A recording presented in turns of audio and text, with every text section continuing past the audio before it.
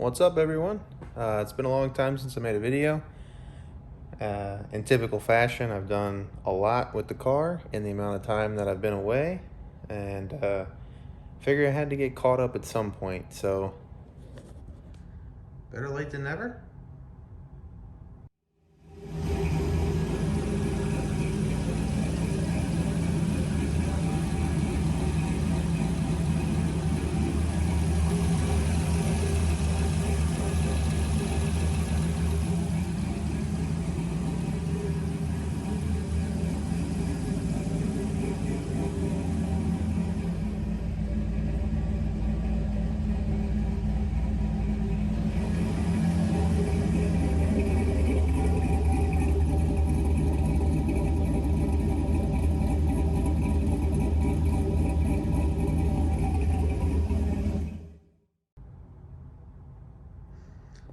So, as you can see, car's changed a lot since the last time I used it, or showed it, I should say.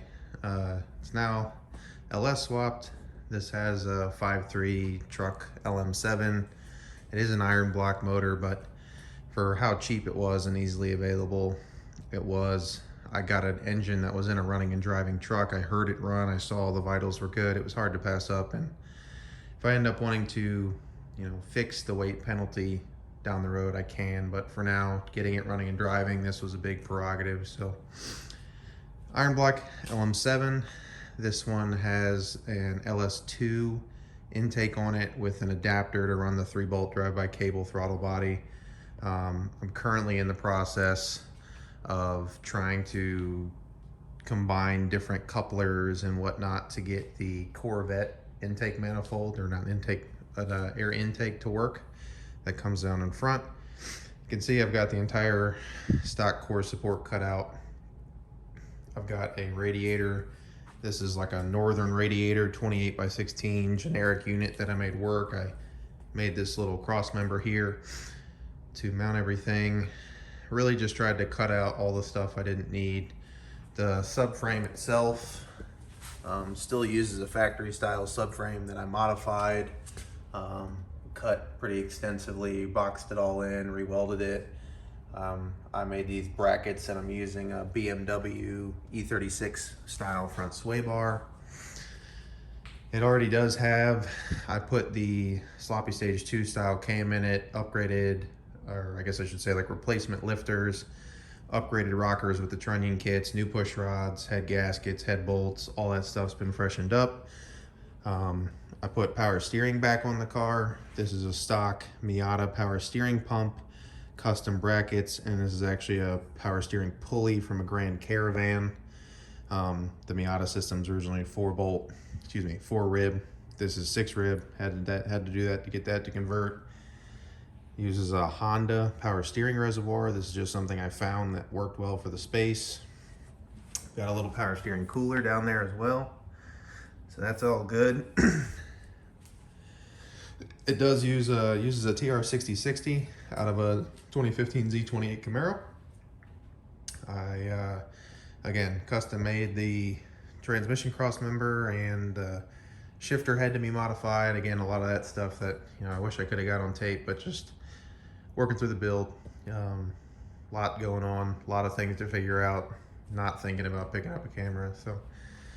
Got a little catch can, little cheap job there, just vent to atmosphere. You can see I got my power bulkheads through the firewall there. Those are super nice. Got a 1-inch Willwood master cylinder for the clutch. It's all stock LS7 clutch, throwout bearing, pressure plate, flywheel, all that jazz. If you can tell by the harness, it does have a Holley Terminator system on it. So on the inside, you can see I've got the Terminator mounted there where the old glove box used to be. That'll be cool. I'll end up putting the cover back on the top of that, the airbag cover, with some magnets. But I've added quite a few Deutsch style connectors in replacement of like the standard power pack connectors and stuff.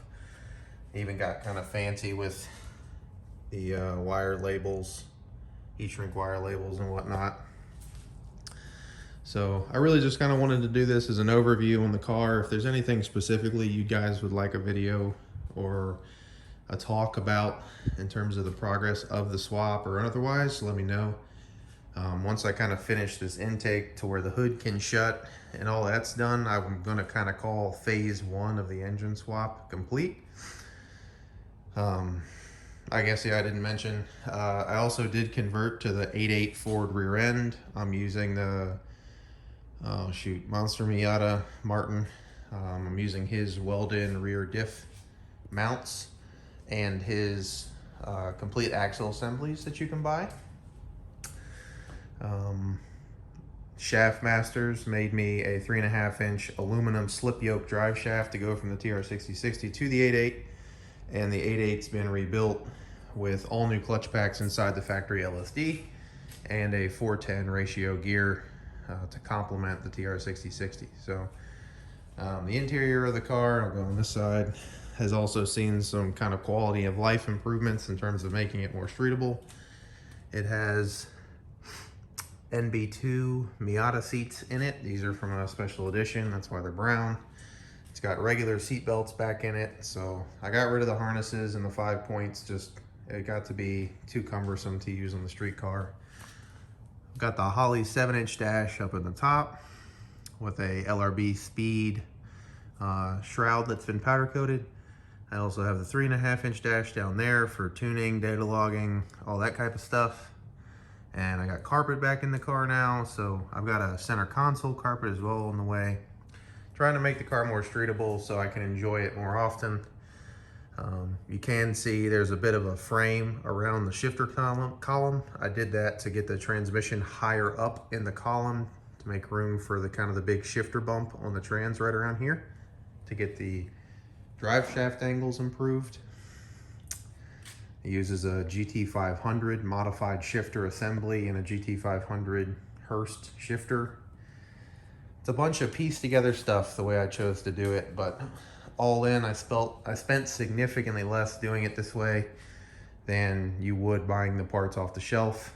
I'm using LS3 factory manifolds and made my own dual 2.5 to single 3-inch exhaust. Sounds pretty good. But yeah, super happy with it. I have a bunch of suspension based updates to do over the winter. I'm going to be putting the extended rear top hats on the rear, some different coilover sleeves that properly capture the circlip, new top hat bushings, and some little things like that that'll go a long way. I also have NB Sport front rotors and calipers to put on it, and also have the NB Sport rear rotor and NA rear caliper adapter brackets.